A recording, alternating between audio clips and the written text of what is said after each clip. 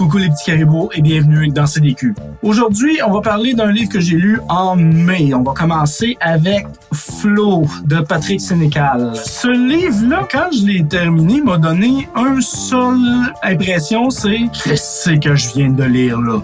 C'est un livre qui est assez symptomatique du reste de Patrick Sénécal. Et ce que j'ai pu voir dans ce livre-là, c'est qu'il y a vraiment un problème avec les enfants, Patrick Sénécal. Un problème avec les enfants psychopathes. Et je pense que ce livre-là est vraiment la définition même de la phrase « Ne donnez pas des consignes contradictoires à un enfant ».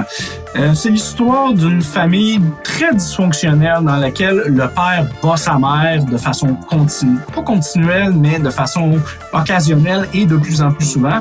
On a beaucoup de thèmes difficiles dans ce livre-là, notamment le syndrome de la femme battue qui est traité à ce moment-là, et aussi donc l'enfant qui est témoin de tout ça et qui sait pas trop à quoi penser, comment réagir. C'est un enfant. Puis d'un autre côté, il y a ses parents qui essayent de lui dire d'être honnête ces choses-là. Puis après ça, il y a sa mère qui vient lui voir puis dire qu'il faut pas le dire aux autres quand son père frappe sa mère ou la frappe elle.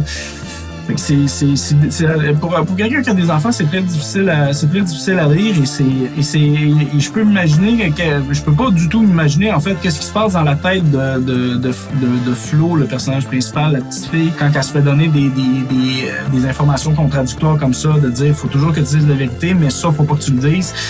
Ça fuck un enfant, ça. Puis, je pense qu'il faut vraiment faire attention de la façon qu'on parle aux enfants. Mais à la base, ne frappez pas vos enfants. Je pense que j'espère que j'ai pas besoin de le dire, mais c'est vraiment un livre qui est vraiment troublant et qui force à demander si Patrick Sénécal va bien et s'il y a quelqu'un qui check sur lui une fois de temps en temps, voir s'il va bien. Parce que c'est quand même assez frappant comme livre, je dois dire. Le livre est quand même intéressant dans un point que évidemment, je ne le conseille pas à tout le monde, étant donné que c'est dans un livre qui est de cette nature-là. Si c'est votre type de livre, allez-y. C'est quand même assez bon de ce côté-là, mais si vous êtes sensible de ce côté-là, allez-y pas. C'est un livre qui est quand même assez complexe à lire de ce côté-là, mais donc le livre est raconté de deux manières différentes. D'un côté, on suit un enquêteur qui enquête sur qu'est-ce qui s'est passé, parce que le livre commence, puis Flo est tout seul à la maison, puis la police est là, puis sa tante, si je me souviens bien,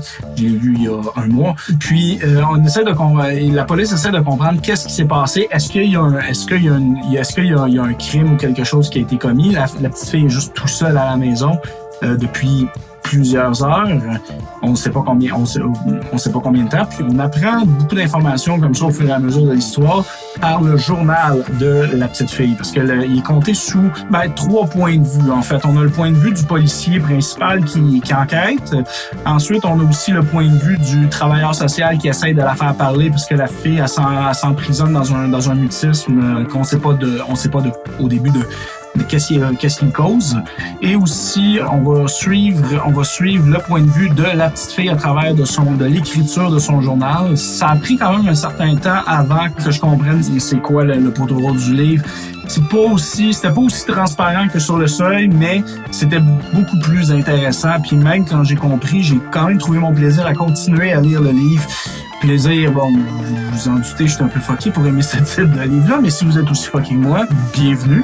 Et c'est un livre que je veux vraiment vous laisser découvrir si vous ne le connaissez pas, donc je ne veux pas trop vous donner de détails, mais il se finit comme un peu la plupart des livres de pratique Sénécal de façon un peu ouverte, donc je vais vous laisser le découvrir si jamais c'est votre style, mais je répète que c'est pas un livre que je recommande à tout le monde de par sa nature. Donc c'est tout pour moi, on se voit la prochaine fois pour un autre livre. Ciao!